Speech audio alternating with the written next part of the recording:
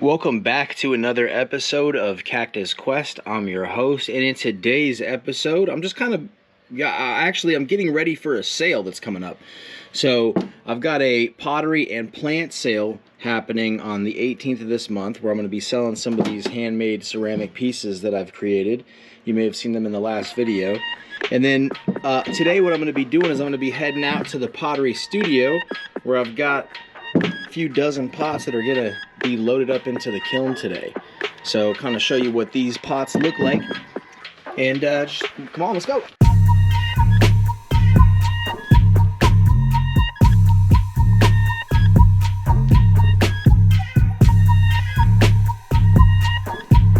So here we are. This is where I get my pots fired at. And looky.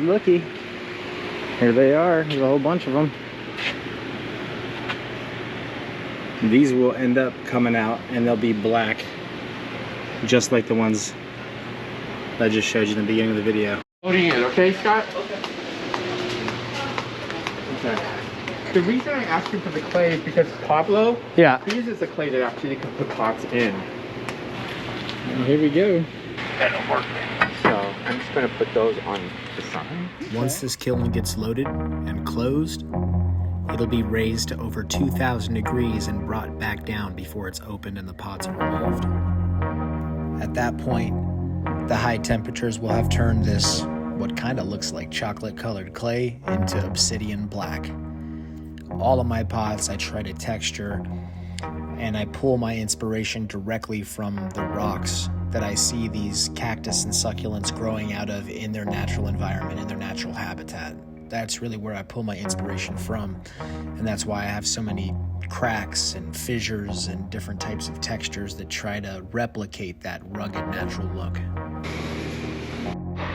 All right, the kiln is all loaded up. I'll be picking these up in a couple of days and they will be ready for the sale on the 18th. And once these pots are all done, this is the end result. So you can kind of see here, this is an earlier piece that I had made. I recently potted up this Sipho Hardy Har Har, which is a hybrid.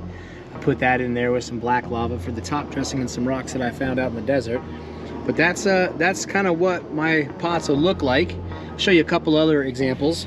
Here are two more of my pots.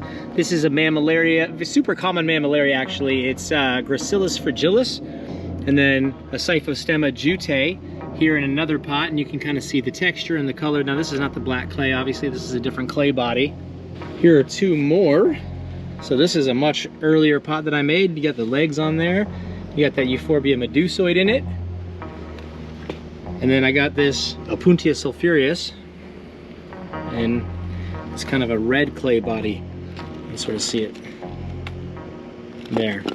And he's sprouting up a new little pad. And then this here, this is an Echinocereus Engelmannii, and I got this staged up in a pot that I had made here a while back, and you've got some limestone rocks in there, so you can really kind of see what sort of textures inspire me and what I'm going for. I made this one as well with the Tephro cactus in it. And then super cool, this is one that my son made. Whoop.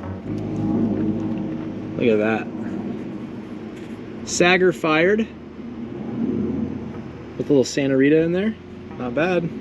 Anyway, thank you guys for checking out the video. If you want to pick up some plants or some pots, come check us out. We're going to be at Green Touch Nursery on September 18th, 9 a.m. Be there or be square. Peace.